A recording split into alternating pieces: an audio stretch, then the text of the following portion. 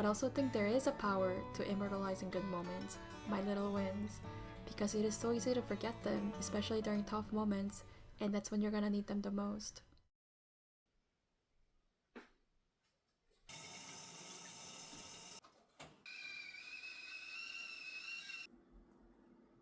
Hi, welcome to my first studio vlog. My name's Yeri, but I also go by Yeti Time because my nickname was Yeri the Yeti and I really love tea, so it's always a Yeti Time. In this vlog, I'll be making a holiday card that I'm sending out to my friends and families using my home printer, silhouette cutting machine, and silkscreen to lay down gold ink embellishment on top. I'm a 29-year-old artist, soon to be 30, originally worked in the animation and VFX industry, and decided to leave the industry. Perhaps I'll go back one day, but I don't think it'll happen anytime soon. There were a lot of reasons I decided to leave. My biggest reasons were wanting to change my mindset and my mental health. I think we've all experienced this, where we put a lot of effort, dedication, passion, and time into something we love, and it gets destroyed by some force that was out of our control. For me, it happened twice in regards to my career. First one was after years of dealing with terrible jobs and bosses, I finally found a job that I really liked, and I was let go within a month due to COVID. Second was losing my job that I spent years working on when the strike hit, and realizing that my experience in the industry was too short to be back on track again, even after the industry recovers. I would have to restart all over again. So I got stuck in this void of hopelessness. What is the point of trying when something will just destroy it anyway? And I don't want to be stuck in that mindset any longer than I already have.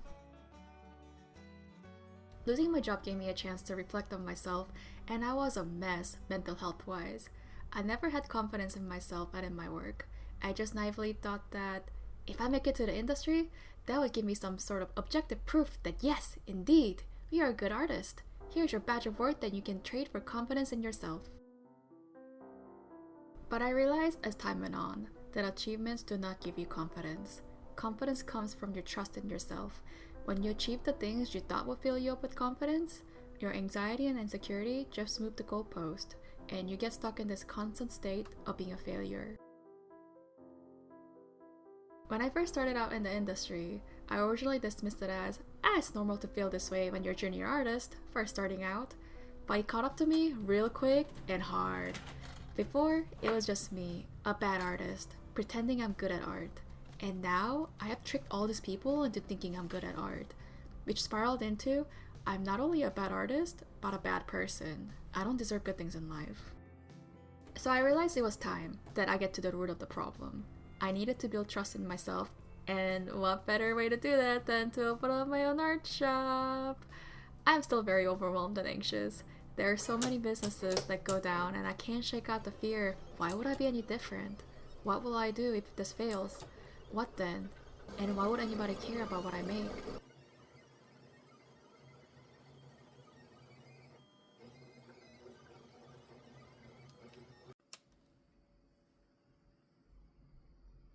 So I sat down and thought about what my real fear was.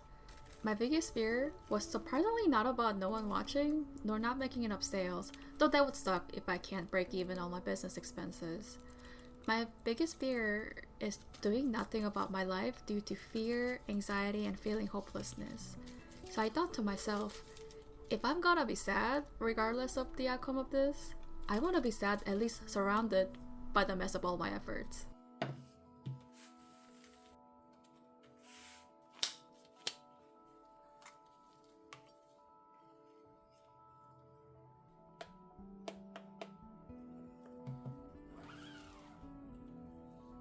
The gold came out a lot more opaque than I expected. It covers up the letters, so I think what I'll do is to include the letters in the stencil.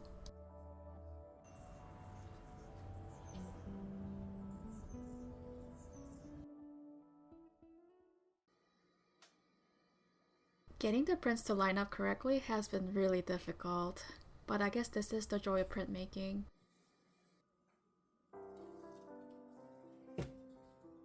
I started a YouTube channel for many reasons.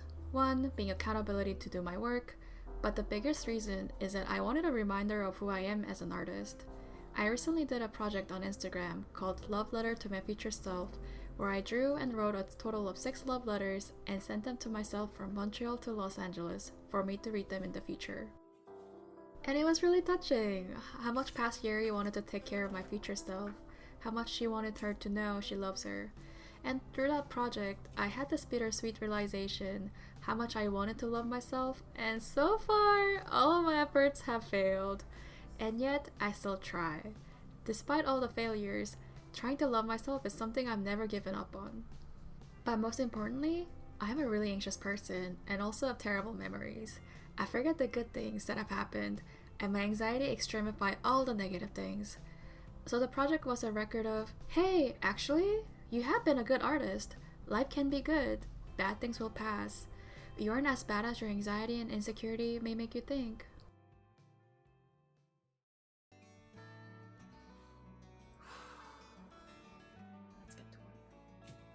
The failure rate was quite high in comparison to the amount of work it takes to print. I didn't have a hinge clamp, so I was just lining up the screen based on where my cutting line was, and it was really difficult to get the prints to line up correctly each time. And I also had 2 separate designs, one in English and one in French, so cleaning up and drawing the screen in between took a lot of time. So I had a lot of failed prints, unfortunately, and it probably would have been easier if I silkscreen printed the letters on top of the gold, but I only had gold ink at this time, so it was really obvious when the print was misaligned. I think next time I do this, I will maybe use thicker material than a wax paper to make the stencil. Some of the areas were getting bubbles, which I think also contributed to misaligning print. If you have any material suggestions, let me know, preferably something eco-friendly and recyclable. Here's some of the failed prints. A lot of misalignment, some smearing, where not enough ink got pressed onto the paper. But of course, here are some of the successful ones. But I'm proud of myself for taking on this project. Despite not having done silkscreen printing in 9 years and not having all the proper equipment, I will carry on the lessons that I learned from this onto my next silkscreen project, which I don't know what it may be. I know people talk about social media as fake because it only shows the good sides, and I completely understand the danger of watching curated contents that are missing complete pictures. But I also think there is a power to immortalizing good moments, my little wins, because it is so easy to forget them, especially during tough moments, and that's when you're gonna need them the most. I have so many people I want to thank for wonderful memories this year. This card is glittering with my own tears because how grateful I am to have them. But also, damn, this card was hard to make. I hope this card brings people joy and lets them know how much I appreciate them.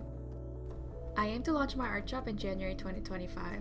I have a couple stickers and art prints in mind, which I will make in my next studio vlog.